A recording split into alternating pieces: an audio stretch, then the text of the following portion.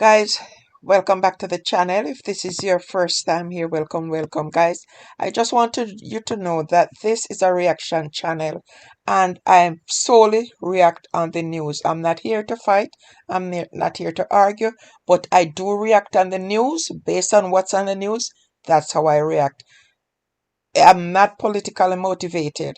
So I just want you guys to understand that before you start listening to what I have to say here.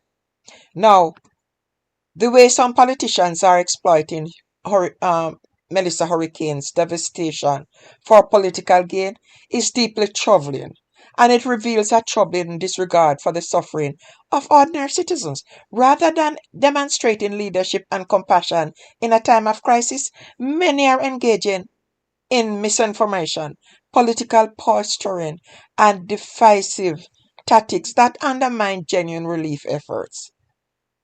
The Prime Minister Andrew Holness fire rhetoric, boasting, men afraid of nobody, and threatening to go to war against misinformation, smacks of deflation rather than accountability.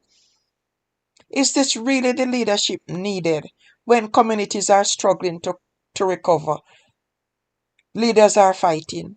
Does this aggressive stance serve the interest of the people or simply divert attention from the government's perceived shortcomings in disaster response?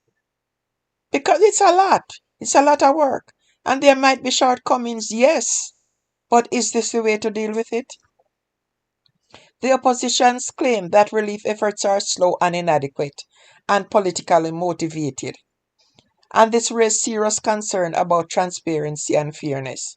If aid distribution is being manipulated by political figures or used as a tool for partisan advantage, how can citizens trust that their needs are being prioritized? Are government officials prioritizing political agendas over the well-being of the affected populations? And what measures are in place to ensure aid reaches those most in need regardless of political affiliation? The controversy surrounding electric generator distribution expose a dangerous pattern. Aid is being strategically deployed, not based on need but on political calculations. Are the most vulnerable truly being prioritized? Or are relief efforts being weaponized to score political points? When political motives interfere with humanitarian aid, does it not exacerbate the suffering of those already battered by nature? Furthermore, the decision to inaugurate a police station amid ongoing crises appears to be another political move rather than a genuine effort to improve community safety. Is this a distraction from the real issue, such as inadequate relief or infrastructure repair? How does this serve the interests of the communities in distress? These questions highlight a fundamental crisis of leadership when politi- politicians prioritize partisan warfare over genuine aid and transparency. They undermine public trust and hinder recovery efforts. Disaster response should be a unifying effort, focusing on compassion, efficiency, and fairness, not a platform for political grandstanding.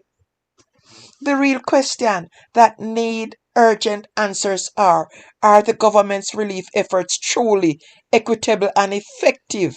What accountability mechanisms are in place to prevent political interference?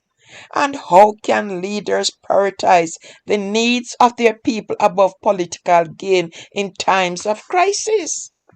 Ultimately, the focus must shift from political posturing to genuine service to those suffering, a challenge that requires integrity, transparency, and true leadership.